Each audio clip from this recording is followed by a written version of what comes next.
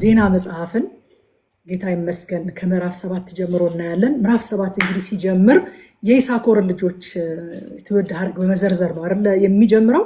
አሁን እኛ የትውልድ ሐረጉን እንዴት ነው መጽሐፍ ቅዱሳችን የምናጠናው ብለን ስናስብ እዚህ ቦታ ላይ ያለ ነው መቼም እያንዳንዱን ቨርስ እያንዳንዱን ዲቴይል እናጠና አይደለም፣ ግን መጽሐፍ ቅዱሳችንን እንዴት ማጥናት እንዳለብን እንደው ጀነራል ነገሮችን ለመያዝ ስለሆነ አሁን እንደዚህ አይነት የትውልድ ሐረጎች በሚወጡበት ሰዓት እያንዳንዱን ስም ሳይሆን የምናጠናው እግዚአብሔር በእያንዳንዱ ነገድ ውስጥ ያስቀመጠውን ዩኒክ ነገር ነው የምናየው።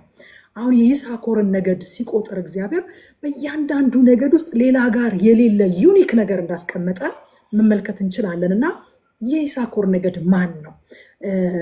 ዜና መዋዕል ቀዳማዊ 12:32 ላይ እስራኤል የሚገባውን ያደርግ ዘንድ ዘመኑን የሚያውቁ ጥበበኞች ሰዎች የይሳኮር ልጆች አለቆች 200 ነበሩ፣ ወንድሞቻቸውም ሁሉ ይታዘዟቸው ነበር ይላል። ይሳኮሮች እነማን ናቸው ከተባለ እነሱ ውስጥ እግዚአብሔር ያስቀመጠው ዩኒክ ነገር ምንድን ነው ከተባለ ዲዘርን ያደርጋሉ። ሲዝንን ዲዘርን ያደርጋሉ። እግዚአብሔር ሲንቀሳቀስ ዲዘርን ያደርጋሉ። በየዘመናቱ እግዚአብሔር የሚሰራውን ነገር የሚለዩ የሚያውቁ እስራኤል የሚገባውን ያደርግ ዘንድ ዘመኑን የሚያውቁ ጥበበኞች ሰዎች ናቸው የይሳኮር ልጆች። እና ይሄንን ዩኒክነስ ይሄንን ልዩነት እግዚአብሔር በይሳኮር ነገድ ውስጥ አስቀምጧል። በሌላ በማንም ውስጥ አላስቀመጠም። አይገርማችሁ? የይሳኮር ልጆች የተሰጣቸው ወታደራዊ ብቃት አይደለም። የይሳኮር ልጆች የተሰጣቸው የእጅ ስራ ጥበብ አይደለም፣ ወይንም ሌላ ነገር አይደለም። የተሰጣቸው ዘመኑን ማወቅ ስፒሪቹዋል ዲዘርንመንትን የተሰጣቸው የይሳኮር ልጆች የጊዜን ኃይል ጠንቅቀው ያውቃሉ። እግዚአብሔር በየትኛው ዘመን ከማን ጋር ምን እየሰራ እንደሆነ ያውቃሉ። አሁን ይሄ ሁል ጊዜ ረቁ እንደምትለው ራሱን የቻለ የጸሎት ርዕስ ነው። በእውነት እግዚአብሔር በየዘመናቱ በየሲዝኑ ከማን ጋር ምን እየሰራ እንደሆነ ማወቅ ትልቅ ጥበብ ነው ወገኖች። የይሳኮር ልጆች በዚህ የከበሩ ናቸው። ለምን ከተባለ ስፒሪቹዋል ዲዘርንመንት ስላላቸው እስራኤል የሚገባውን ያደርግ ዘንድ ዘመኑን የሚያውቁ ጥበበኞች ሰዎች የይሳኮር ልጆች ሁሉ ይነግራሉ፣ ያውቃሉ እስራኤል ምን ማድረግ እንዳለበት በየዘመናቱ። እግዚአብሔር በዚህ ዘመን እየሰራ ያለውን ነገር ያውቃሉ። ከማን ጋር እየሰራ እንደሆነ፣ ምን እየሰራ እንደሆነ፣ በምን አይነት መንገድ እየሰራ እንደሆነ የይሳኮር ልጆች ያውቃሉ። አሁን ይሄ ራሱ የጸሎት ርዕስ አይደለም? እግዚአብሔር ሆይ ዘመንን እንዳውቅ እርዳኝ፣ ሲዝንን እንዳውቅ እርዳኝ፣ ምን እየሰራህ እንደሆነ። አንዳንድ ጊዜ ዝም ብዬ ቀመጥና እኔ እግዚአብሔር ሆይ በዚህ ዘመን ምን እየሰራህ ነው? መተላለፍ አልፈልግም። በዚህ ዘመን ኖሬ ካለፈ በኋላ የዛሬ 10 ዓመት የዛሬ 20 ዓመት የሆኑ ሰዎች የዛሬ 10 ዓመት እኮ እግዚአብሔር እንደዚህ ያድርጎ ብለው ሲሉ እንደ እንግዳ ሰው መስማት አልፈልግም፣ መተላለፍ አልፈልግም። ምን እየሰራህ ነው ጌታ ሆይ? እንዲያልፈኝ አልፈልግም። ፓርት ኦፍ ኢት መሆን እፈልጋለሁ። የዚህ ክብር ተካፋይ መሆን እፈልጋለሁ። ገንዘብ መሆን እፈልጋለሁ ላለው አንዳንድ ጊዜ ቆም ብዬ ማለት ነው። አያችሁ፣ የጸሎት ርዕስ ነው ይሄ ራሱ። ይሳኮሮችን ስናያቸው እንደዚህ ናቸው። ይሄ ጥበብ የሌላቸው ሰዎች የእግዚአብሔር መንፈስ ከሳኦል ተለይቶ ከዳዊት ጋር መሆኑን ባለመረዳት ለዳዊት ቤት ሲጋደሉ እንደነበር አይተናል አይደለም? እግዚአብሔር እኮ ጨርሷል ከሳኦል ጋር። ለናኩት ለሳኦል እያለ ነው እግዚአብሔር ጨርሷል ከሳኦል ጋር። እነሱ ግን የሳኦልን ቤት እናጸናለን ብለው ከዳዊት ቤት ጋር ለረጅም ዘመን ሲጋደሉ ነበረ። እግዚአብሔር ጨርሷል፣ እነሱ ግን አላወቁ። አያችሁ፣ ይሄ መንፈስ ሲኖረን ይሄን ዲዘርን ማድረግ ስንችል ግን ከእግዚአብሔር መንፈስ ጋር ሙቭ እናደርጋለን። ጨርሻለሁ እልፍ ብያለሁ ካለ እግዚአብሔር እኛም እልፍ እንላለን። ይሄ የበራላቸው ሰዎች እልፍ ብለው ከዳዊት ጋር ተባበሩ። ያልበራላቸው ሰዎች ደግሞ ዘመናቸውን እግዚአብሔር ለለቀቀው፣ እግዚአብሔር ለተወው፣ እግዚአብሔር አልፏል ላለው ሲስተም ለሳኦል መንግስት፣ ለሳኦል ቤት ሲዋጉ ሲጋደሉ ዘመናቸውን ጨረሱ ማለት ነው።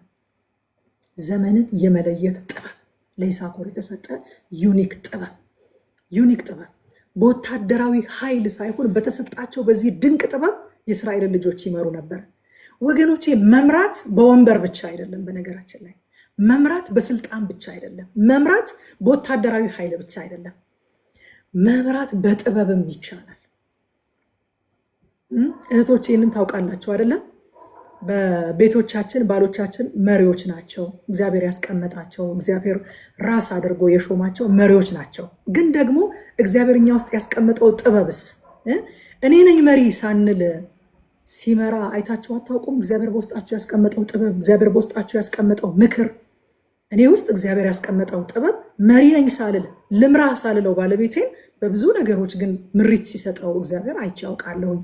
ምንም ስለማላውቀው ስለሱ ፕሮፌሽን ለምሳሌ ሲናገር ሰምታችሁት ይሆናል አባይ ቲቪ ላይ በነበረን ኢንተርቪው በሱ ፕሮፌሽን እንኳን ስላለ ችግር ስለተፈጠረ ነገር አውርቶኝ እግዚአብሔር በእኔ ውስጥ ባስቀመጠው በሰጠኝ በጊዜው በሰጠኝ ምክር እንደዚህ ማድረግ አለብህ በሚል መንፈስ ሳይሆን እኔ ግን እንደዚህ ብታደርግ ጥሩ ይመስለኛል፣ እንዲህ ብታደርግ ምን ይመስልሃል ብየው ያንን አድርጎ ውጤታማ ሲሆን አይተን እናውቃለን። እሱም ብዙ ጊዜ ይሄንን ይናገራል።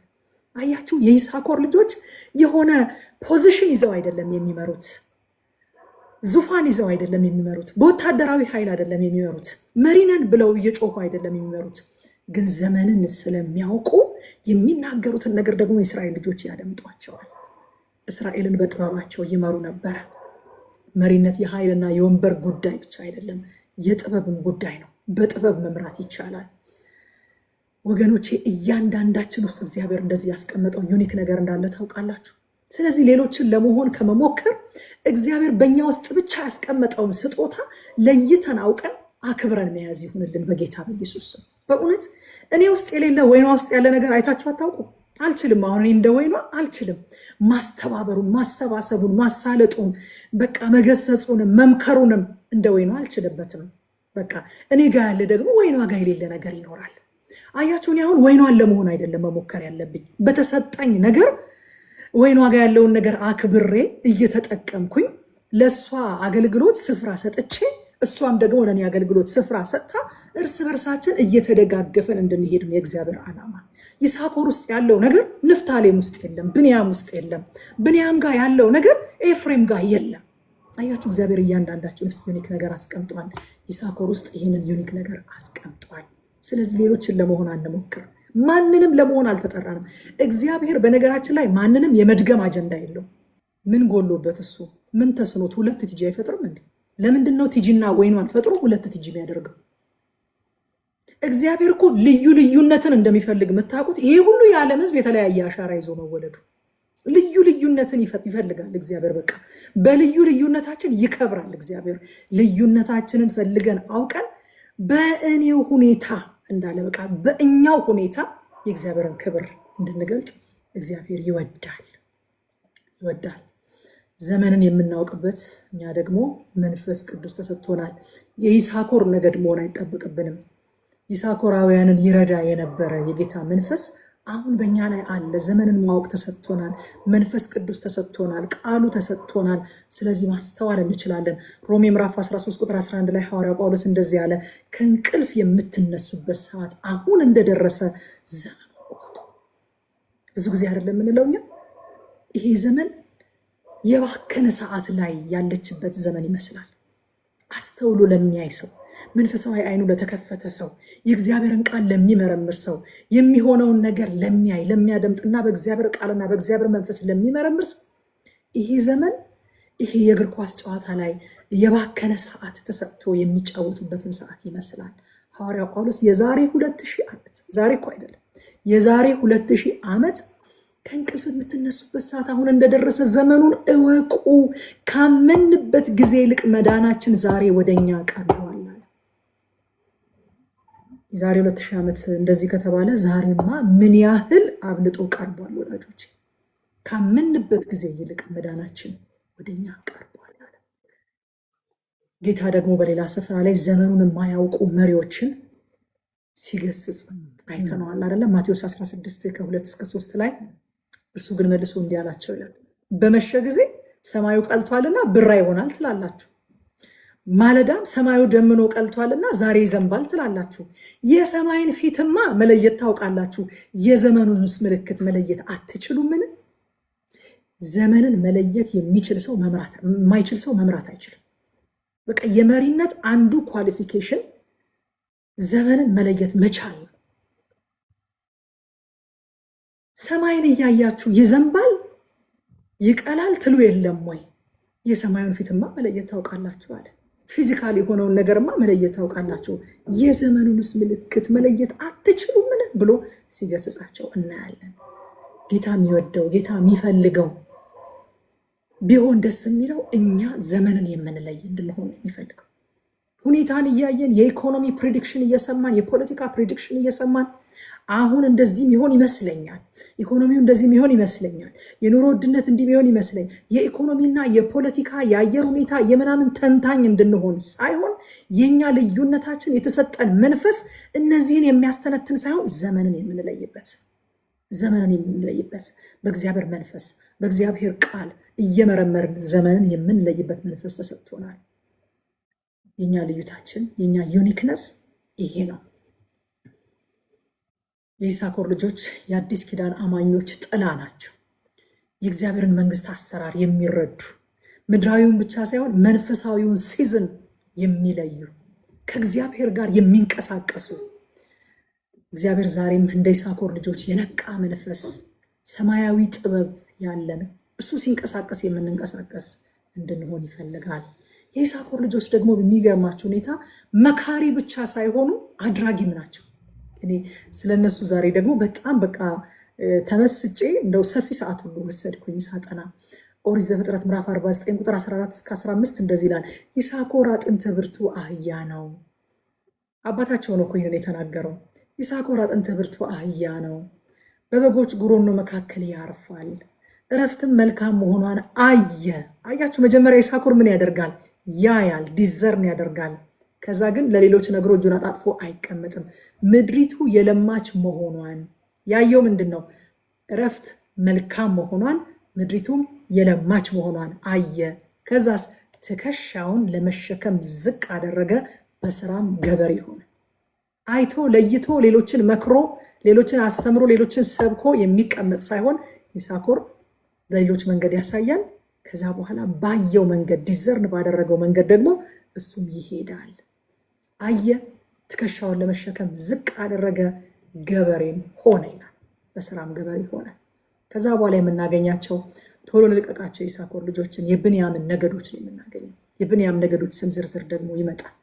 ስለ ብንያም እንግዲህ የተነገረው ቃል ኦሪት ዘፍጥረት ምዕራፍ 49 ቁጥር 27 ላይ አባታቸው ያዕቆብ እንደዚህ ያለ፣ ብንያም አለ ነጣቂ ተኩላ ነው። የነዚህ ደግሞ ዩኒክነስ ደግሞ የነዚህ ይሄ ነው። ብንያም ነጣቂ ተኩላ ነው። ቫዮለንት ናቸው ብንያማውያን። ደስ አይሉም? እግዚአብሔር እነሱ ውስጥ ያስቀምጠው ይሳኮር ጋር ምክርን የስፒሪቹዋል ዓለምን ዲዘርንመንት አስቀመጠና ብንያም ጋር ደግሞ ቫዮለንት እንዲሆኑ አደረጋቸው። ዩኒክ ናቸው እነዚህ ደግሞ። እንደ ብንያም ቫዮለንት የለም፣ ተናጣቂ ተኩላ ነው። የበዘበዘውን በጠዋት ይበላል፣ የማረከውንም በማታ ይካፈላል ይላል። ይሄ ደግሞ የብንያም ዩኒክነስ ነው። ሙሴ ደግሞ ስለ ብንያም ጨምሮ ሲናገር በጣም የሚገርም ከዚህ ጋር ባላንስ የሚያደርግ እውነትን ይናገራል። ብንያም እንደዚህ ቫዮለንት፣ እንደዚህ ቅንዓተኛ፣ ወደ በኋላ እንመጣበታለን። በጣም ቀናኢ ናቸው ብንያማውያን። በነገራችን ላይ ቅንዓተኛ፣ እንደዚህ ፓሽኔት፣ እንደዚህ ተናጣቂ ቫዮለንት ሆኖ በዚህ እውነት ደግሞ ባላንስ ባይደረግ በጣም ከባድ ነበረ። ሙሴ ኦሪት ዘዳግም ምዕራፍ 33 ቁጥር 12 ላይ ስለ ብንያም እንዲህ አለ ይላል፣ በእግዚአብሔር የተወደደ በእርሱ ዘንድ ተማምኖ ይኖራል፣ ቀኑን ሁሉ ይጋርደዋል፣ በትከሻው መካከልም ያድራል። ባላንሱ ይሄ ነው። አያችሁ፣ ብንያም ኃይለኛ ነው፣ ብንያም ተናጣቂ ነው፣ ብንያም ቀናኢ ነው። ግን በኃይሉ ሳይሆን በእግዚአብሔር ፍቅር የሚደገፍና የሚታመን ነው። ደግሞ ሃሌሉያ! ኃይለኛ ነው፣ ተናጣቂ ነው፣ ቀናኢ ነው። ግን የሚታመነውና የሚደገፈው ደግሞ በእግዚአብሔር ፍቅር ነው። እግዚአብሔር ይወደኛል ብሎ ተዘልሎ ነው የሚኖረው እንጂ በኃይሉ አይደለም ተዘልሎ የሚኖረው። ብንያማውያን ላመኑበት ነገር ስህተት እንኳን ቢሆን ጸንተው ዋጋ የሚከፍሉ ነገዶች ናቸው። ወገናቸው የራሳቸው የሚሉትን ከጥቃት ለመጠበቅ በጣም ኤክስትራ ማይል የሚሄዱ ሰዎች ናቸው። ብንያማውያን ለየት ያሉ ወገኖች ናቸው። የመሳፍንትን መጽሐፍ ስናጠና ካስታውሳችሁ ያ ሌዋዊ ቁባቱን ከአባቷ ዘንድ አምጥቶ ታስታውሳላችሁ አይደለ? ወደዛ መንደር ገብቶ አድሮ እሱን አውጣውና ንድረስበት ሲሉት ያሳደረውን ሰው አይ ግድ የለም በቃ በቁባቴ ላይ አመንዝሩባት ብሎ ቁባቱን አሳልፎ ሰጥቷቸው የብንያም ልጆች ናቸው አይደለ? እንደዛ አሰቃይተው የገደሏት። ሌሊቱን ሁሉ ደረሱባት። ከዛ በማለዳ እጇን መድረኩ ላይ አድርጋ ሞታ ተገኘች። ያ ሌዋዊ ደግሞ ቁጣን በእስራኤል ዘንድ ሊቀሰቅስ 12 ቦታ ቆራርጧት ወደ 12ቱ ነገድ ላከና የእስራኤል ልጆች በሙሉ 11ዱ ነገድ በአንዱ ነገድ በብንያም ላይ ዘመቱ። ብንያማውያን አያችሁ፣ የራሳቸውን በጣም ፕሮቴክት የሚያደርጉ ላመኑበት ነገር ስህተት እንኳን ቢሆን ማለት ነው ስህተት እንኳን ቢሆን ልክ ባይሆን እንኳን ነገርየው ላመኑበት ነገር ጸንተው የሚቆሙ አይነት ወገኖች ናቸው። እንደዛ አይነት ዩኒክ ነገር ነው ያላቸው። ስለዚህ አሳልፋችሁ ስጡ ሲባሉ አሳልፈን አንሰጥም። እነዛን ሰዎች ፕሮቴክት ለማድረግ ከምድር ላይ ሊደመሰሱ ጥቂት ሲቀራቸው ድረስ ብንያማውያን ዋጋ ሲከፍሉ እናያለን። በጣም የሚገርመው ነገር ሐዋርያው ጳውሎስ ከብንያም ወገን ነው። ሐዋርያው ጳውሎስ ወንጌል ሳይበራለትም ለያዘው ዕውቀት እስከ ጥግ ድረስ አሳዳጅ፣ እስከ ጥግ ድረስ ቅንዓተኛ። ስለ ቅንዓት ብትጠይቁ የቤተ ክርስቲያን አሳዳጅ ነበርኩ። ብንያማውያን በቃ የያዙትን ነገር ሁሉ ከልባቸው ከምራቸው ነው የሚይዙት። ጥፋትም ከሆነ ማለት ነው። ይሁን ጊዜ እንደምላችሁ በቃ አሁን ሐዋርያ ጳውሎስ ከልቡ ነው ሲያሳድድም፣ ከልቡ ነው በቃ ለኖረበት ኑሮ ላመነበት እውነት ስህተት እንኳን ቢሆን ከልቡ ነው የሚያደርገው። በቃ ያንን ነገር እስጢፋኖስ ሲወገር ምስክር ሆኖ ልብሱን በእግሩ ስር አድርጎ ቆሞ እያየ ነበረ። ወንዶችና ሴቶችን እያሰረ እየጎተተ ወደ እስር ቤት ያስገባ ነበረ። ጌታ እንኳን ሲገናኘው አማኞችን ለማሳሰር ደብዳቤ አጽፎ ይዞ እየሄደ ነበረ። መንገድ ላይ የተገናኘው ብንያማውያን እንደዚህ ናቸው። ከበራለትም በኋላ ለገባው እውነት እስከ ሞት ድረስ የታመነ ነበረ። በእስር ብትሉት በሞት ብትሉት ለበራለት ነገር የታመነ ነበረ። አሁን ይሄ ራሱ የጸሎት ርዕስ አይደለም። በቃ ለገባን ነገር የምንጨክንበት መንፈስ እንዲያገኘን እንደ ይሳኮር ዘመኑን መለየት የምንችል እንድንሆን፣ እግዚአብሔር ሲሰራ የማንተላለፍ እንድንሆን፣ እንደ ብንያም ደግሞ ለገባን ነገር የምንጨክን እንድንሆን፣ በኃይላችን ሳይሆን በእግዚአብሔር የምንታመን ግን ደግሞ ለገባን ነገር የምንጨክን እንድንሆን እግዚአብሔር ጸጋ ያብዛል። ቅንዓት፣ ተናጣቂነት፣ እምነት፣ ጽናት፣ ታማኝነት የብንያም መገለጫዎች ናቸው። ከዛ በኋላ የንፍታሌም ነገድ ደግሞ ይመጣል። እኔ እያንዳንዱን ነገድ ራሱ ሳየው በቃ በጣም እየተባረኩኝ ነበር። ዛሬ የንፍታሌም ነገድ፣ ስለ ንፍታሌም ያዕቆብ የተናገረው ዘፍጥረት 49:21 ላይ ከመሞቱ በፊት የባረካቸውን በረከት ነው። በረከት ብቻ አይደለም፣ በነገራችን ላይ ትንቢትም ነው እየተናገረባቸው ያለው። ሲጠራቸው ሲጀምር ኑ የሚሆንባቸውን ነገር ልንገራችሁ ያላቸው። የተናገረው ነገር የሚሆንባቸው ነገር ነው። ዩኒክነሳቸውን ነው የሚናገረው ያዕቆብ። በዛ ሰዓት ትንቢታዊ ቃል ነው እየተናገረ የነበረው እንጂ እንደው ዝም ብሎ የልቡን መሻት ምኞቱን እየመረቃቸው አልነበረም። የሚሆንባችሁን ነገር ልንገራችሁ ያላቸው። ስለ ንፍታሌም ደግሞ እንደዚህ ያለ፣ ስለ ንፍታሌም እንዲህ ያለ ይላል። ንፍታሌም በሞገስ ጠግቧል፣ የእግዚአብሔርን በረከት ተሞልቷል፣ ባህሩንና ደቡቡን ይወርሳል። ስለ ንፍታሌም የተነገረ ዩኒክ ነገር ምንድን ነው? ነፃነት፣ መልካም ቃልና ሞገስ። ስለ ንፍታሌም እንደዚህ ይላል። ንፍታሌም በሞገስ ጠግቧል፣ የእግዚአብሔርን በረከት ተሞልቷል፣ ባህሩንና ደቡቡን ይወርሳል ይላል። የንፍታሌም መገለጫዎች እነዚህ ናቸው። ሞገስ፣ ነፃነት፣ መልካም ቃል የንፍታሌም መገለጫ ነው። ንፍታሌም ነገዶቹን አይታችሁት እንደሆነ በባህሪያቸው ለእግዚአብሔር ጥሪ፣ ለእግዚአብሔር ትእዛዝ ፈጥነው መልስ የሚሰጡ ናቸው። ሌሎች ሰዎች ስለ ሕይወታቸው ሄዚቴት ሲያደርጉ ስለ ሌሎች ወንድሞቻቸው ራሳቸውን አሳልፈው ለመስጠት ፈጣን ምላሽ የሚሰጡ ናቸው። ታዛዦች ናቸው ንፍታሌሞች። አያመነቱም፣ አያንገራግሩም። ታዛዦች ናቸው። ፈጥነው መልስ በመስጠት የታወቁ ናቸው። የሚገርመው ነገር ጌታ በምድር አገልግሎቱ ዋና መኖሪያው በዚያ ነበረ። በታዛዦቹ በንፍታሌሞች መካከል ነበረ የሚኖረው። ማቴዎስ ወንጌል ምዕራፍ 4:13-16 እንደዚህ ይላል። ናዝሬትንም ትቶ በዛብሎንና በንፍታሌም ሀገር በባህር አጠገብ ወዳለችው ወደ ቅፍርናሆም መጥቶ ኖረ። በነቢዩም በኢሳይያስ የዛብሎን ምድር፣ የንፍታሌም ምድር፣ የባህር መንገድ በዮርዳኖስ ማዶ የአሕዛብ ገሊላ፣ በጨለማ የተቀመጠው ሕዝብ ታላቅ ብርሃን አየ፣ በሞት ሀገር ጥላ ለተቀመጡትም ብርሃን ወጣላቸው ተብሎ ተጽፏል። አያችሁ ወዳጆቼ፣ ዛሬም ለእግዚአብሔር ጥሪ ፈጥነው ምላሽ በሚሰጡ ውስጥ ኢየሱስ መኖሪያውን ያደርጋል። ንፍታሌሞች ለእግዚአብሔር ጥሪ ፈጥነው መልስ በመስጠት የታወቁ ናቸው። ኢየሱስ መኖሪያውን በእነሱ መካከል አደረገ። እግዚአብሔር ይጣራል። ዛሬ በዚህ አሁን ድንገት ስክሮል ስታደርጉ የገባችሁ ካላችሁ እንደው ፕሮግራሙ እስኪያልቅም አልጠብቅም፣ እነግራችኋለሁ። እግዚአብሔር ይጣራል። ለጥሪው መልስ ወደሚሰጡ ደግሞ ኢየሱስ መኖሪያውን ሊያደርግ ወደ እነሱ ልብ ይገባል። ንፍታሌሞች ፈጣን መላሾች ናቸው። ፈጥነው ለእግዚአብሔር ጥሪ መልስ የሚሰጡ ናቸው። ስለዚህ እግዚአብሔር ደግሞ በምን ሪዋርድ አደረጋቸው? ኢየሱስ መኖሪያውን በእነሱ መካከል አደረገ። ሃሌሉያ። ከዛ በኋላ የሚመጡት የኤፍሬም ነገዶች ናቸው። ኤፍሬም ማለት ያው ታውቃላችሁ፣ ዮሴፍ በግብፅ ምድር ሄዶ ኤፍሬምን ሲወልድ በመከራዬ ሀገር አፈራኝ አለ። ምናሴን ሲወልድ አባቴንና የነበረው መከራዬን አስረሳኝ ብሎ የአባቴን ቤትና መከራዬን አስረሳኝ ብሎ ምናሴ ያለው ይላል። ከዛ ኤፍሬምን ሲወልድ ደግሞ በመከራዬ አገር አፈራኝ አለ። ኢምፖስብል በሆነበት ሁኔታ መከራ መቀበል ሲገባኝ እግዚአብሔር ግን ፍሬያማ አደረገኝ ሲል ኤፍሬም አለው ይላል። የስሙ ስያሜ ራሱ ኢምፖስብል የሆነ ነገር የማይቻል ነገር ሆነልኝ ማለት ነው። የማይቻል ነገር ደግሞ ሲሆንለት እናያለን። ታስታውሳላችሁ አይደለ? ዮሴፍ ኤፍሬም እና ምናሴን እንዲባርካቸው ወደ ያዕቆብ ሲያመጣቸው በኩሩ ምናሴ ነው። ያዕቆብ ግን ቀኝ እጁን እንደዚህ ክሮስ አድርጎ ኤፍሬም ላይ አደረገ። አባቴ እንደዚህ ሳይሆን አለው ዮሴፍ፣ እንደዚህ ሳይሆን በኩሩ እኮ ይሄኛው ነው ብሎ ቀኝ እጁን ወደዚህኛው ሊያደርግ ሲሞክር ያዕቆብ እንደዚህ ነው ማድረግ የምፈልገው አለ። ኢምፖስብል የሆነ ነገር የሚሆንለት ነው ኤፍሬም። ልክ እንደስሙ ኢምፖስብል የሆነ በመወለድ ቅደም ተከተል በኩር ሳይሆን ግን የበኩርን በረከት የተቀበለ ከስሙ ጀምሮ ኢምፖስብል የሆነ ነገር የሚሆንለት ነው። ነገር ግን በዚህ እድለኝነቱ ታበየ እንጂ ትሁት አልሆነም። ኢሳይያስ 9:9-10 ድረስ በትዕቢትና በልብ ኩራት ጡቡ ወድቋል፣ ነገር ግን በተወቀረ ድንጋይ እንሰራለን፣ የሾላ ዛፎች ተቆርጠዋል፣ ነገር ግን ዝግባን እንተካባቸዋለን የሚሉ በኤፍሬምና በሰማሪያ የሚኖሩ ሕዝብ ሁሉ ያውቃሉ ይላል። ኤፍሬማውያን በእድላቸው የሚታበዩ ናቸው። እድሌ ነው ይላሉ ማለት ነው።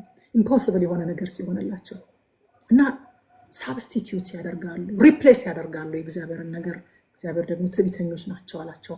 ሆሴ ላይም ካስታወሳችሁ ምዕራፍ 7 ከቁጥር 8-9 ኤፍሬም ከአሕዛብ ጋር ተደባለቀ፣ ኤፍሬም እንዳልተገላበጠ ቂጣ ነው፣ እንግዶች ጉልበቱን በሉት እሱም አላወቀም፣ ሽበትም ወጣበት እርሱም አላወቀም ይላል። አያችሁ ወገኖቼ፣ ነገር የሚገጣጠምልን እድለኞች የሆነን ሲመስለን ከእግዚአብሔር ይልቅ እድላችን ላይ እንዳንታምን እንጠቅቅ። አንዳንድ ሰዎች እኔ እድለኛ ነኝ ይላሉ። እኔ በመሰረቱ በእድል አላምንም። ብዙ ጊዜ ልጆች ይላቸዋለሁ፣ እኔ በእድል አላምንም፣ በብለሲንግ አምናለሁ። አይ አም ብለስድ አም ናት ላኪ አይ አም ብለስድ። ስለተባረኩኝ ነው፣ እግዚአብሔር ስለባረከኝ ነው እንጂ ከሌላው ሰው የተለየ እድለኛ ስለሆንኩኝ አይደለም። እግዚአብሔር እድለኛና እድለቢስ ብሎ ሰዎችን በሁለት ከፍሎ አልፈጠረም። አያም ብለስድ አም ናት ላኪ። በላክ አላምንም፣ እኔ በእድል አላምንም። የሆነ ነገር አትራክት አድርጎ አገጣጥሞ ምናምን ነገር ዱብ ያደርጋል እንደ እድል በሚባል ነገር አላምንም። በእግዚአብሔር በረከት ነው የማምነው። እና ኤፍሬማውያን እድለኛ ነን ብለው የሚያምኑ ስለነበሩ በእድላቸው ይመኩ ነበረ። ስለዚህ ትዕቢተኞች ሆኑ እንጂ ትሑታን አልሆኑ። ከዛ የአሴር ነገድ ይመጣል። አቤት ሰዓቱ ሄደብኝ ዛሬ። የአሴር ነገድ ይመጣል። ስለ አሴር ደግሞ እንዲሁ ያዕቆብ የተናገረው ዘፍጥረት 49:20 ላይ የአሴር እንጀራው ወፍራም ነው አለ፣ ለነገስታቱም ደስ የሚያሰኝ መብልን ይሰጣል አለ። ሙሴ ደግሞ ጨምሮ ዘዳግም 33:24 ላይ ስለ አሴርም እንዲህ አለ ይላል፣ አሴር በልጆች የተባረከ ይሁን፣ በወንድሞቹም የተወደደ ይሁን፣ እግሩንም በዘይት ውስጥ ያጥልቅ፣ ጫማህ ብረትና ናስ ይሆናል፣ እንደ ዕድሜህ እንዲሁ ኃይልህ ይሆናል አለ። አሴር ባለጠጋና ሞገሳም፣ እንደ ዕድሜህ እንዲሁ ኃይል። አይገርማችሁም? እንደ ዕድሜህ እንዲሁ ኃይል። ብዙ ጊዜ አሁን ቅርብ ቀን ራሱ ከባለቤቴ ጋር ስናወራ ነበረ። ከእስራኤል ልጆች በረከት የትኛው ያስቀናሃል፣ የትኛውን ትወዳለህ እየተባባልን እያወራን ነበር እና እኔ የብንያምና የአሴር በጣም ያስቀናኛል እያልኩት ነበረ። የብንያም በእግዚአብሔር ፍቅር እርፍ ማለት፣ በእግዚአብሔር የተወደደ በእርሱ ዘንድ ተማምኖ ይኖራል፣ በትከሻው መካከል ያድራል፣ ቀኑን ሁሉ ይጋርደዋል ይላል እና ያ በጣም ያጓጓኛል ላልኩት ከሁሉ እሱ ያስቀናኛል። ሌላው ደግሞ የአሴር እንደ ዕድሜህ እንዲሁ ኃይልህ ይጨምራል። ሃሌሉያ! እንደ ዕድሜህ እንዲሁ ኃይልህ ይጨምራል። በዚህ በረከት በጌታ በኢየሱስ ስም ተባረኩ። እንደ ዕድሜህ በጣም የገረመኝ ነገር ሉቃስ 2:36-37 ላይ ያቺን አዛውንት ሐናን ታውቋታላችሁ አይደለ? ከአሴር ወገን የምትሆን ናት ለካ። ከአሴር ወገን የምትሆን የፋኑኤል ልጅ ሐና የምትባል አንዲት ነብይት ነበረች ይላል። እርሷም ከድንግልናዋ ጀምራ ከባሏ ጋር 7 ዓመት ኖረች። እርሷም 84 ዓመት ያህል መበለት ሆና በጣም አርጅታ ነበረ። በጾምና በጸሎትም ሌሊትና ቀን እያገለገለች ከመቅደስ አትለይም ነበረ። ለምን? የአሴር በረከት በሷ ላይ ነው። እንደ ዕድሜዋ ኃይሏ እንደዚሁ ይሆናል። አርጅታለች እኮ ከድንግልናዋ ጀምራ ከባሏ ጋር 7 ዓመት ኖረች። ከዛ በኋላ ግን መበለት ሆና 84 ዓመት ያህል መበለት ሆና በጣም አርጅታ ነበረ። ግን በዚህ እርጅናዋ ደግሞ እንደው ስብርብር ብላ ቤቷ አልተቀመጠችም። እንደ ዕድሜዋ ኃይሏ እንዲሁ ነበረ። የአሴር በረከት በሷ ላይ ነበረ። ከአሴር ወገን የምትሆን የፋኑኤል ልጅ ሐና በጾምና በጸሎት ሌሊትና ቀን እያገለገለች ከመቅደስ አትለይም ነበረ። ሃሌሉያ። እኔ ኳየር ላይ ረቁ ብትኖር ዛሬ ታስታውሳለች። ኳየር ላይ ሁልጊዜ የምላቸው ነገር ምንድነው ታውቃላችሁ? እኔ መዘመር መቼም አላቆምም፣ ማምለክ መቼም አላቆምም እላቸዋለሁ። አርጅቼ ራሱ የእናቶች ኳየር አቋቁሜ እግዚአብሔርን ደስ እያሰኘውን ሰይጣንን አቃጥለዋለሁኝ እላቸዋለሁ። አርጅቼ ራሱ እንደ ዕድሜ ኃይሌ እንደዚሁ ይሆናል። የእናቶች ኳየር እያቋቋምኩኝ ገና አቃጥለዋለሁኝ እላቸዋለሁ። እግዚአብሔር ይከብራል፣ ሰይጣን ይቃጠላል። በቃ ቤትዬ እንዳለችው የዝማሬው ጉልበት ያለው በእኔ ላይ ለጠላት የበረዶ ድንጋይ ለአምላኬ የክብሩ ጉዳይ እንዳለችው ማለት ነው። ሃሌሉያ። አርጅቼ እንኳን የእናቶች ኳየር አቋቁሜ ለአምላኬ የክብሩ ጉዳይ ለጠላት የበረዶ ድንጋይ የሆነ ዝማሬ። ኢየሱስ ጌታ ነው። ሐና እንደዛ ነበረች። አርጅታ ቤት ቁጭ ብላ የምትራገም፣ ቤት ቁጭ ብላ የምታማርር፣ ቤት ቁጭ ብላ የምታጉረመርም የሆኑ በቃ ትውልድን የምታማርር ኮምፕሌን የምታደርግ ስብርብር ብላ የተቀመጠች አይደለችም። ከአሴር ወገን የምትሆን የፋኑኤል ልጅ ሐና እስከ ፍጻሜ ድረስ በጾምና በጸሎት በቀንና በሌሊት ምን አይነት ብርታት ነው! በቀንና በሌሊት እያገለገለች ከመቅደስ አትለይም ነበር ይላል። ከዛ መሲሁን አየችው። ስለ እስራኤል ተስፋ ለሰው ሁሉ እየዞረች ትናገር ነበር ይላል። አትደክምም እናንተ። እግዚአብሔር በዚህ በረከት ይባርካችሁ። አትድከሙ በዘመናችሁ በጌታ በኢየሱስ ስም። እንደ ዕድሜያችሁ እንዲሁ ኃይላችሁ ይጨምር። እቺ ደግሞ እየባሰባት ነው እንደምትሄደው ተባሉ። ይሄ ደግሞ እየባሰበት ነው እንደሚሄደው ተባሉ። ትቀዘቅዛለች ሲባል ይደክማል ስትባሉ ሃሌሉያ። አንዳንድ ጊዜ እንደዚህ ይላሉ አይደለ? በቃ ይሄ ደግሞ አዲስ ጴንጤ ነው መሰለኝ ይላሉ። በቃ እኔ ዛሬም የእግዚአብሔርን ቃል ስናገር አዲስ ጴንጤ እንደ አዲስ ጴንጤ ነው የሚያደርገኝ። በቃ ኃይላችሁ እንደ ዕድሜያችሁ እንዲሁ እየጨመረ ይሄድ። ፓሽናችሁ እንደ ዕድሜያችሁ ኢየሱስ ጌታ ነው እየጨመረ ይሄድ። እንደ ሐና እየዞረች በየቤቱ ስለ እስራኤል ተስፋ ስለ መሲሁ ትናገር ነበረ። እግዚአብሔር ደግሞ ሪዋርድ አደረጋት። በመጨረሻ መሲሁን አቀፈችው። እሷና አረጋዊ ስምዖን ናቸው እኮ መሲሁን ያቀፉት። አረጋዊ ስምዖንም በመንፈስ ቅዱስ ይረዳ ነበረ። መሲሁን ሳያይ እንደማይወሰድ በመንፈስ ቅዱስ ተረድቶ ነበረ። አቀፈው፣ አየው።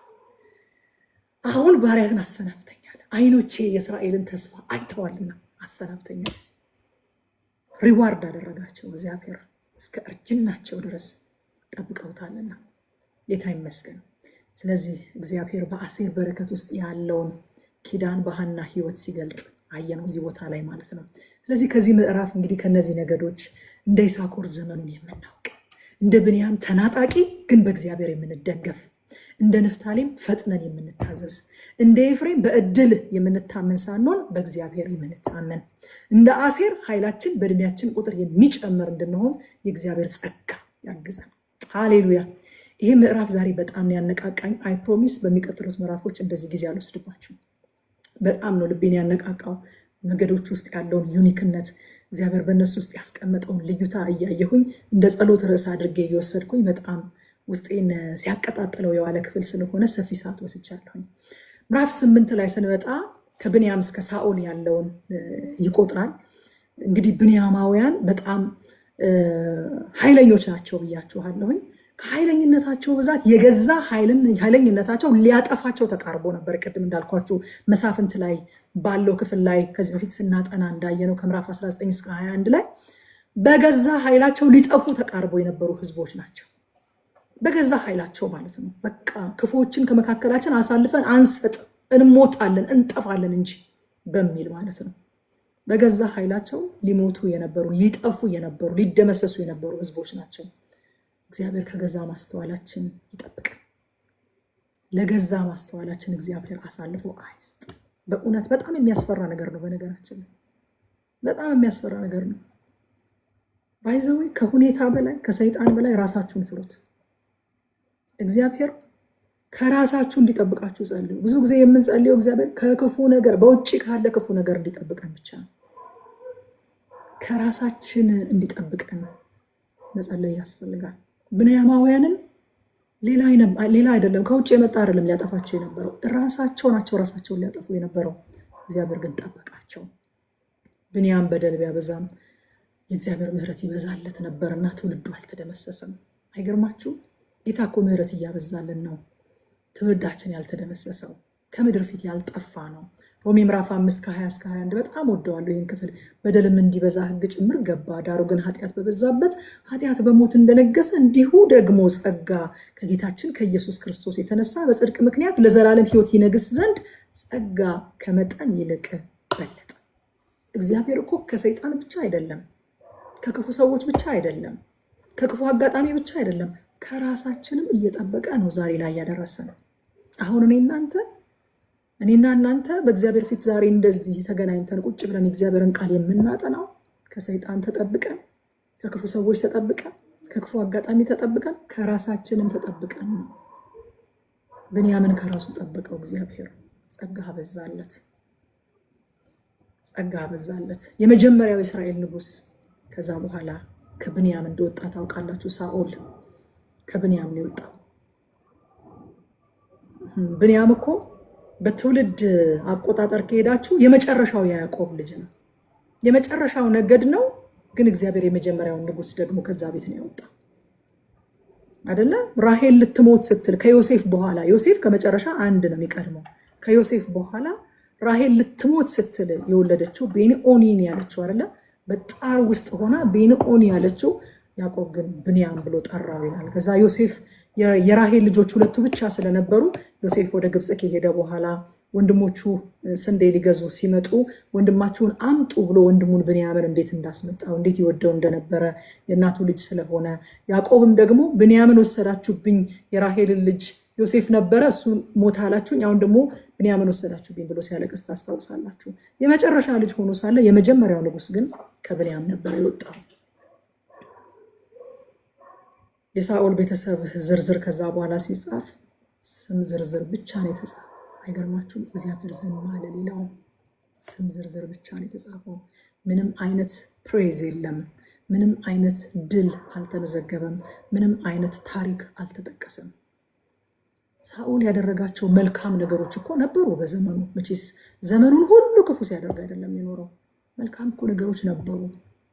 በጣም የሚገርመው ያደረጋቸው መልካም ነገሮች እንኳ ባለመታዘዝ እስከ ፍጻሜ ልቡን በማደንደኑ ምክንያት አጣፍቶት ነው የሞተው። ስለዚህ እግዚአብሔር ምንም አላጻፈም፣ ዝም ነው ያለው። ትውልዱን ብቻ ዘርዝሮ ዝም ነው ያለው።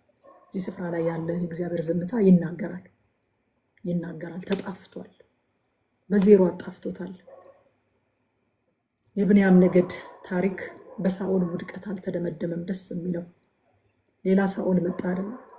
በብንያም ነገድ ታሪክ ውስጥ በሳኦል ውድቀት አልተደመደመም ታሪካቸው። እግዚአብሔር ከዚያው ነገድ ሌላ ሳኦል አመጣ፣ ሐዋርያው ጳውሎስ። እግዚአብሔር እንደዚህ ነው። አይገርማችሁ? እንደዚህ ነው እግዚአብሔር። አንደኛው ሳኦል ብንያምን ፌል ያደረገ ሳኦል ነው። ሌላኛው ሳኦል ደግሞ ጳውሎስ ሆኖ ወንጌልን ይዞ የሮጠ፣ ወንጌልን ይዞ የአሕዛብ የሰበከ ታላቅ የወንጌል ሰው ሆኖ ከብንያም ነገድ ታሪክ ውስጥ ሲወጣ እናየዋለን። እግዚአብሔር ስለኛ ግድ ይለዋል የሚል ጥያቄ ያላቸው ከስደት የተመለሱ እነዚህ ግራ የገባቸው የእስራኤል ልጆች ከስደት የተመለሱ አይደንቲቲያቸው የጠፋባቸው ግራ የተጋቡ እግዚአብሔር እንደዚህ ይላቸዋል። አሁን ግድ ይለኛል። እንኳን ብርታታችሁ ስብራታችሁ በእኔ ዘንድ የተመዘገበና ዋጋ ያለው ህዝብ ናቸው። ውድቀታችሁ እንኳን የተመዘገበ ህዝብ ናቸው። አዎ ግድ ይለኛል ይላቸዋል እግዚአብሔር ሰባራውን ሸክላ አውጥቶ የሚወረውር ሳይሆን ጠግኖ የከበረ መዝገብ ማስቀመጫ የሚያደርግ ነው። ብንያም ተሰብሯል፣ በሳኦል ተሰብሯል። ግን በጳውሎስ ደግሞ እግዚአብሔር ጠግኖ የከበረ መዝገብ አስቀምጦበታል። የእንደገና አምላክ እግዚአብሔር ታሪክ የሚቀየር እግዚአብሔር እንደሆነ እናያለን። ሸክላ በሸክላ ሰሪው እጅ እስካለ ድረስ ወዳጆቼ ተስፋ አይቆረጥበትም። እንደገና ይፈጨውና እንደገና ያቦካውና እንደወደደ አድርጎ ደግሞ መልሶ ይሰራዋል አለ ኤርምያስ ላይ አይደለም። ሸክላ በሸክላ ሰሪው እጅ ቢበላሽ ብቻ በእጁ ይሁን፣ ብቻ በእጁ ሁኑ ወዳጆቼ። ብትበላሹም ብትሰበሩም ብቻ በእጁ ሁኑ። እንደወደደ አድርጎ ይሰራችኋል። እንደገና እንደወደደ አድርጎ ይሰራል። ሸክላው በሸክላ ሰሪው እጅ እንዳለ እስራኤልም እንዲሁ በእኔ እጅ ነው አለ እግዚአብሔር። ከእጁ አትውጡ፣ ብቻ በእጁ ሁኑ። ብቻ ከቅጥር ውስጥ አትውጡ ወዳጆቼ።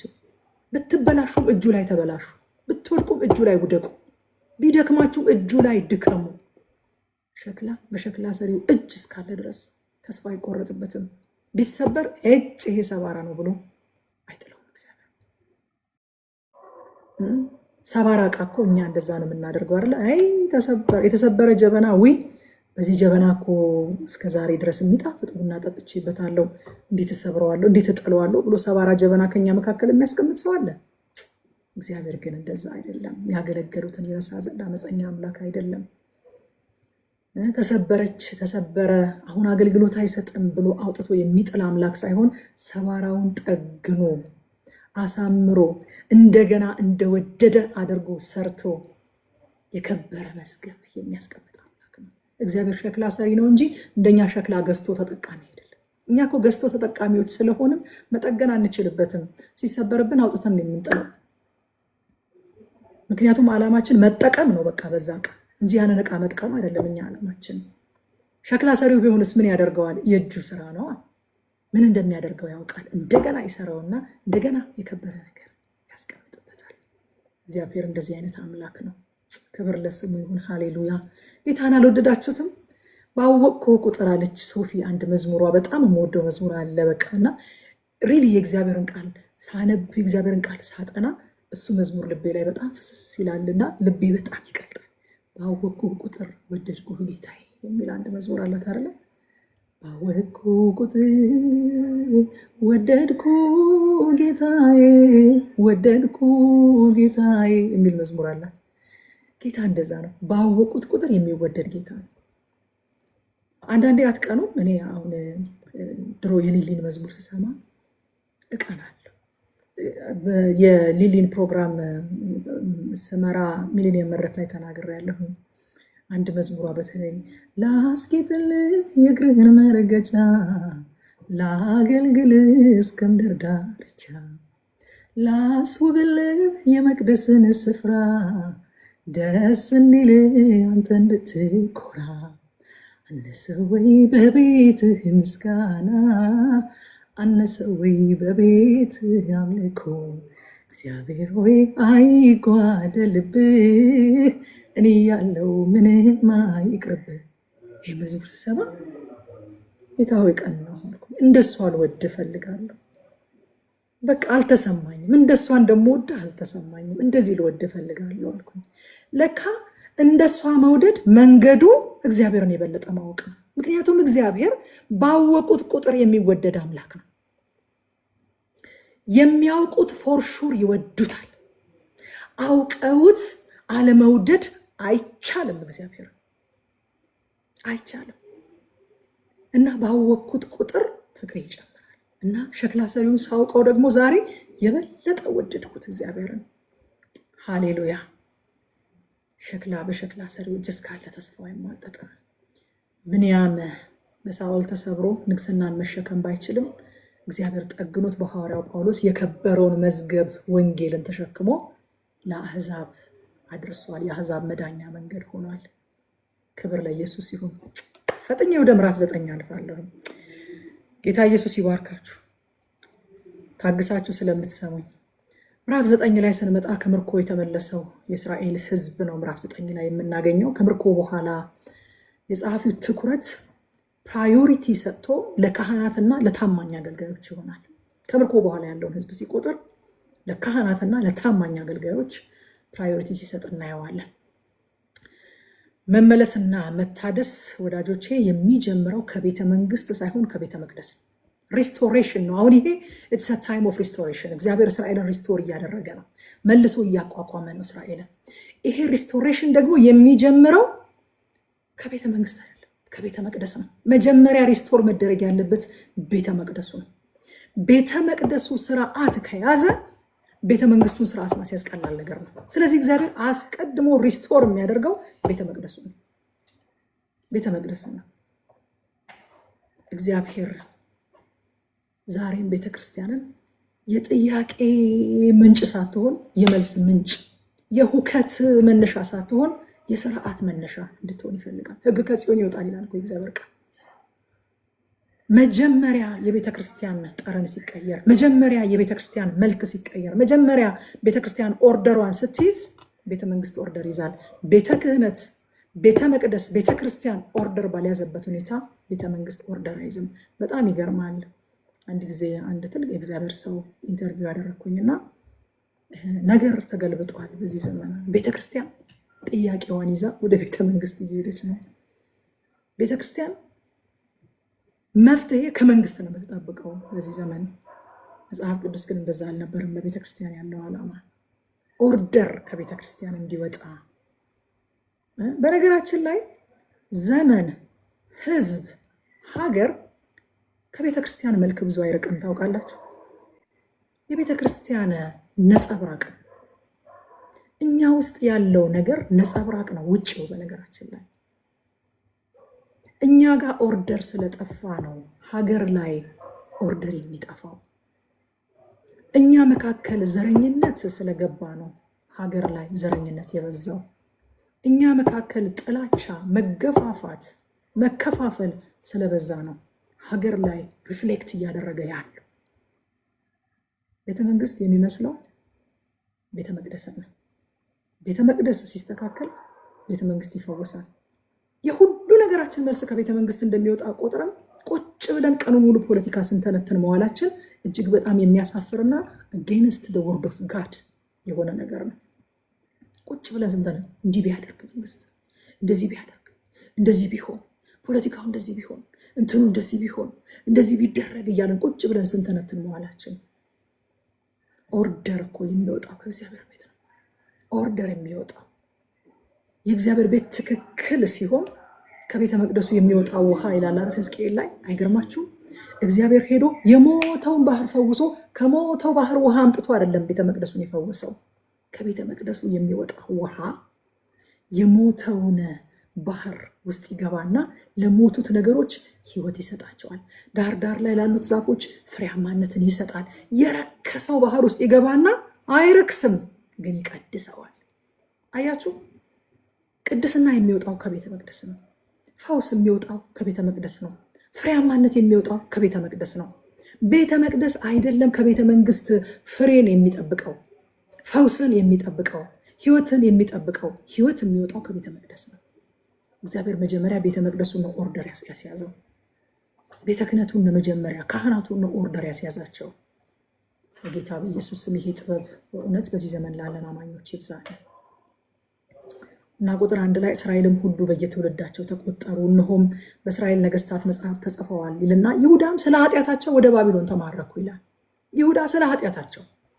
የኃጢአት ውጤት ምንድን ነው? መማረክ፣ ከርስት መነቀል፣ ባርነት ሆኖ ነው ያገኙት። ግን በጣም ደስ የሚለው ነገር ንስሐ መልሶ ያቋቁማል፣ ሪስቶር ያደርጋል። እስራኤል ደግሞ በንስሐ ሪስቶር ስትደረግ እናያለን። የእግዚአብሔር ቃል ሐዋርያት ሥራ ምዕራፍ 3 ከ19 እስከ 20 እንደዚህ ይላል። እንግዲህ በጌታ ፊት የመጽናናት ዘመን እንድትመጣላችሁ አስቀድሞም ለእናንተ የመረጠውን ኢየሱስ ክርስቶስን እንዲልክላችሁ ኃጢአታችሁ ይደመሰስ ዘንድ ንስሐ ግቡ፣ ተመለሱም። እግዚአብሔር ከጥንት ጀምሮ በቅዱሳን ነቢያቱ የተናገረው ነገር ሁሉ እስከሚታደስበት ዘመን ድረስ ሰማይ ይቀበለው ዘንድ ይገባልና ይላል። በንስሐ እግዚአብሔር መልሶ አቋቋማቸው። እግዚአብሔር በመጀመሪያ ግን እንዳልኳችሁ መልሶ ያቋቋመው መሪዎችን አይደለም፣ ወታደራዊውን ስርዓት አይደለም፣ ወይንም ደግሞ ኢኮኖሚውን አይደለም፣ ታዋቂ ሰዎችን አይደለም፣ ታማኝ አገልጋዮችን ነው መጀመሪያ በስፍራቸው እንዲቆሙ መልሶ ያቋቋመው። ቤተ መቅደሱ ስለሆነ መቅደም ያለበት ካህናቱን፣ ሌዋውያኑን፣ ናታኒሞችንና የቤተ መቅደስ ዘበኞችን። አይገርማችሁም? ሀገር ሲሰራ እግዚአብሔር ሆይ ፋውንዴሽኑ ምንድን ነው? ለምን ቅድሚያ እንስጥ? አሁን ሪስቶሬሽን ታይም ላይ ነን ያለነው። ከስደት ነው የመጣ ነው። ንጉስ የለንም፣ ሚኒስትሮች የሉንም። ምንድን ነው ማድረግ ያለብን? ልዩ ልዩ ዲፓርትመንቶች ያስፈልጉናል። አይ መጀመሪያ ካህናቱን ቁጠርልኝ፣ ከዛ ሌዋውያኑ፣ ከዛ ናታኒሞቹንና የቤተ መቅደስ ዘበኞቹን ታማኝ አገልጋዮችን ነው እግዚአብሔር መጀመሪያ ወደ የስፍራቸው የመለስ ነው። ማቴዎስ ወንጌል ምዕራፍ 24 ቁጥር 45 እስከ 46 ድረስ ጌታ እንደዚህ ያለ፣ እንኪያስ ምግባቸውን በጊዜው ይሰጣቸው ዘንድ ጌታው በቤቱ ሰዎች ላይ የሾመው ታማኝና ልባም ባሪያ ማን ነው? ጌታው መጥቶ እንዲህ ሲያደርግ የሚያገኘው ያ ባሪያ ብፁዕ ነው። ታማኝ ልባ ነው ያለው ጌታ። ብፁዕ ነው ያለው ታማኝና ልባሙን ባሪያ ነው እንጂ ታዋቂውን፣ ተጽዕኖ ፈጣሪውን፣ ባለጠጋውን፣ ፈጣኑን አይደለም። ብፁዕ ያለው ታማኝ ምግባቸውን በጊዜ ስጣቸው ዘንድ ጌታው በቤቱ ሰዎች ላይ የሾመው ታማኝና ልባም ባሪያ ማን ነው? በቁጥር 13 ላይ የአባቶቻቸውን ቤቶች አለቆች ወንድሞቻቸው 1760 ነበሩ፣ ለእግዚአብሔር ቤት ማገልገል ስራ እጅግ ብልሃተኞች ነበሩ ይላል። እኔ አንዳንድ ጊዜ ለአገልግሎት ያለን ኢሜጅ በጣም ያሳዝነኛል። እግዚአብሔርን ቤት ለማገልገል ይህንን የዘላለም አጀንዳ፣ ይህንን የከበረ ቃል፣ የሰውን ዘላለም የሚቀይር አገልግሎት ለማገልገል ያለን አስተሳሰብ በጣም ያሳዝነኛል። እንደውም ወደ ክፍለ ሀገር ምናምን ወደ ገጠር ምን ይባላል አሉ፣ በቃ ትምህርት ማትሪክ ምናምን ያልመጣለት ሰው በቃ ወንጌላዊ ትሆናለህ ይባላሉ እንደዋሉ።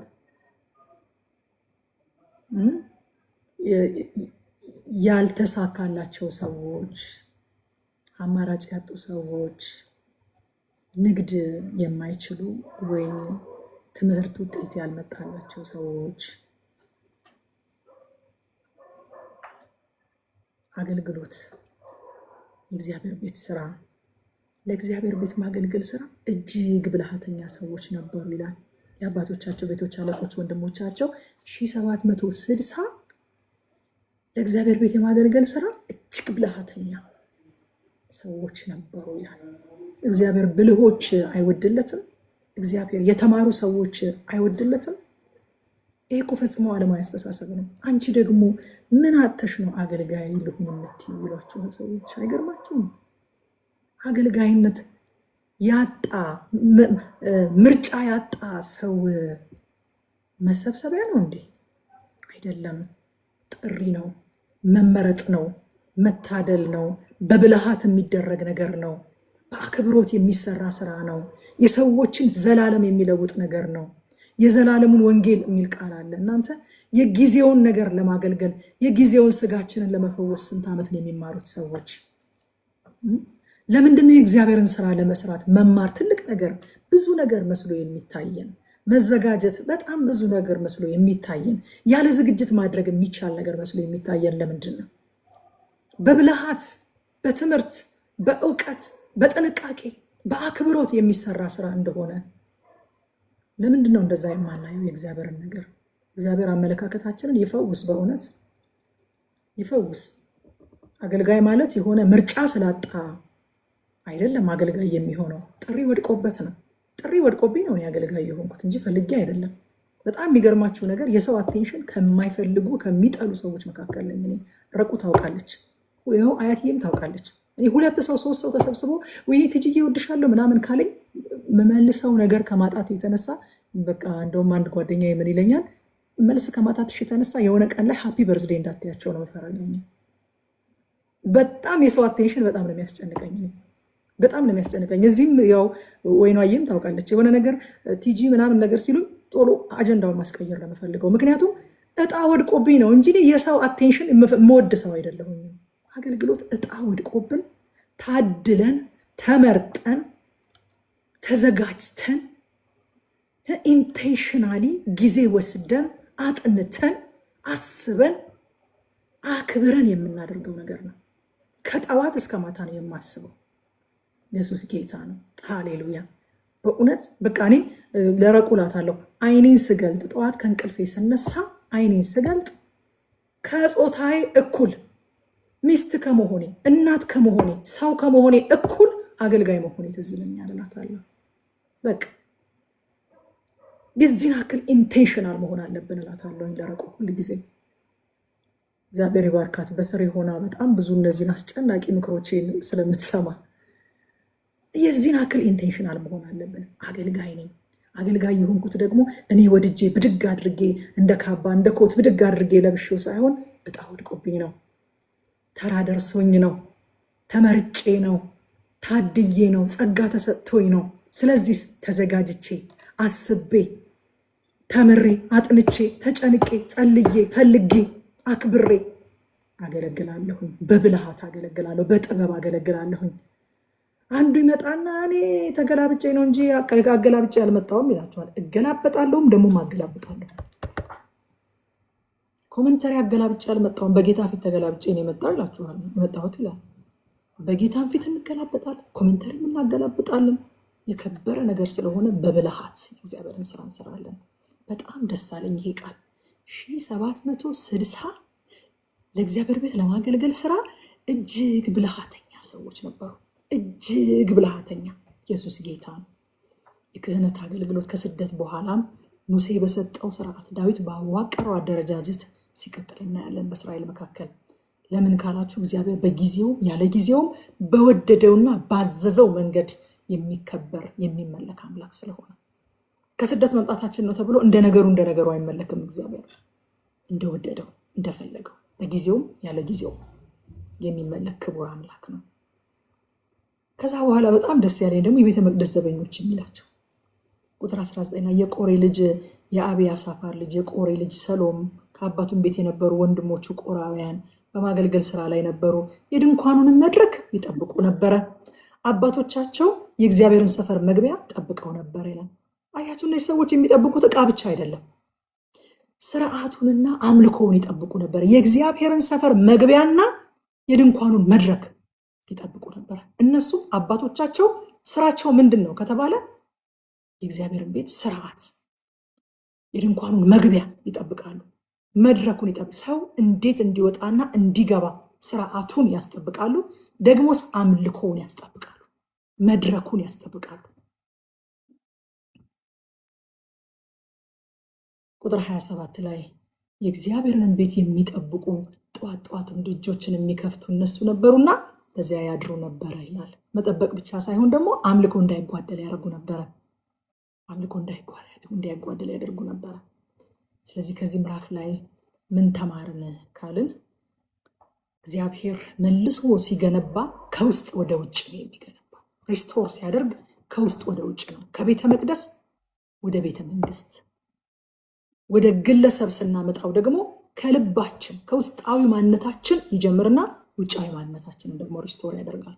መጀመሪያ እኛ ጌታን ስንቀበል እኮ ሪስቶርድ የሆነው መንፈሳችን ነው አይደለ? ልባችን ነው መጀመሪያ ሪስቶር የሆነው። ከዛ በኋላ ያ ሪስቶሬሽን ወደ ነፍሳችን፣ ወደ ስጋችን፣ ወደ አካላዊ ቀጣናችን፣ ወደ ቤተሰባችን፣ ወደ ቁሳቁሳ ነገሮቻችን፣ ወደ ሪሌሽንሺፖቻችን እያለፈ ይመጣል። ሁል ጊዜም የእግዚአብሔር ሪስቶሬሽን ከውስጥ ወደ ውጭ ነው።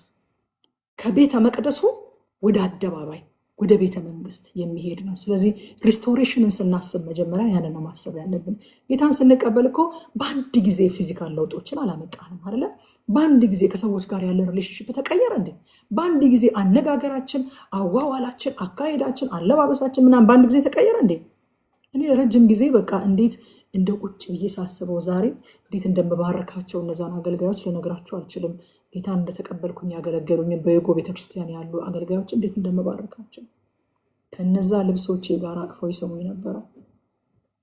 ከዛ አለባበሴ ጋር ቲጂ አትቅሪ ብቻ እንወድሻለን፣ ጌታ ይወድሻል እያሉ ዛሬ ላይ ሳስበው እንዴት እንደምደነቅ። ከሆነ ጊዜ በኋላ ልብሶቹን ሳያቸው እኔ ራሴ አፍሬ ተሳቅቄ ለድሃ ይሰጡ ድሃ የሚለብሳቸው አይነት አይደሉም። ምን ላደርጋቸው? ከነዚህ ልብሶቼ ጋር ያቀፉኝ ግን በእውነት እግዚአብሔር ዘመናቸውን ይባርከው። በአንድ ጊዜ ውጫዊ ለውጥን አልጠበቁብኝም። እናንተ ስራዬን እንኳን እንዳቆም አላነሳሱኝም። ጌታ ይረዳሻል፣ ጸጋ ይበዛልሻል። አንድ ቀን እግዚአብሔር ራሱ የምታደርገውን ነገር ያሳይሻል። ብቻ አትቅር። መጥቼ አምልኬ ተምሬ ደናደሩ ወደ ስራ መሄዴ ነው ብያቸው ወደ ናይት ክለብ ሄድ ነበረ። ብዛት ነው ደህንነት እየተማርኩኝ ይዘፍን ነበር። በነገራችን ላይ ልጠመቅ 1 ሳምንት ሲቀረኝ ነው ያቆምኩት። በነዛ ጊዜያት ሁሉ ግን መዝፈኔም አለባበሴም አነጋገሬም ምንም አይነት ነገር አልገደባቸውም ነበር። ምክንያቱም ለውጡ የሚጀምረው ከውስጥ እንደሆነ ተረድተው ስለነበረ መጀመሪያ ውስጧ ይለወጥ።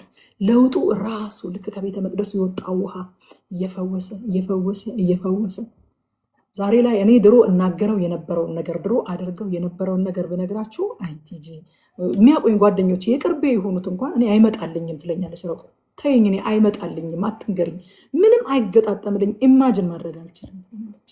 አያችሁ፣ ፈውሳችሁ ከውስጥ ሲጀምር እንደ ሌላ ሰው አድርጎ ዙሪያችሁን እየቀየሩ ይመጣል።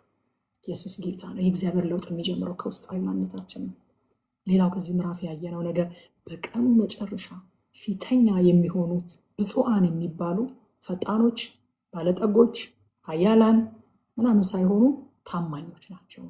ታማኞቹን ነው እግዚአብሔር አስቀድሞ ሪስቶር ያደረገው፣ ፊተኛ ያደረገው ታማኞቹን ነው። ጌታ ኢየሱስ ዘመናችሁን ይባርከው።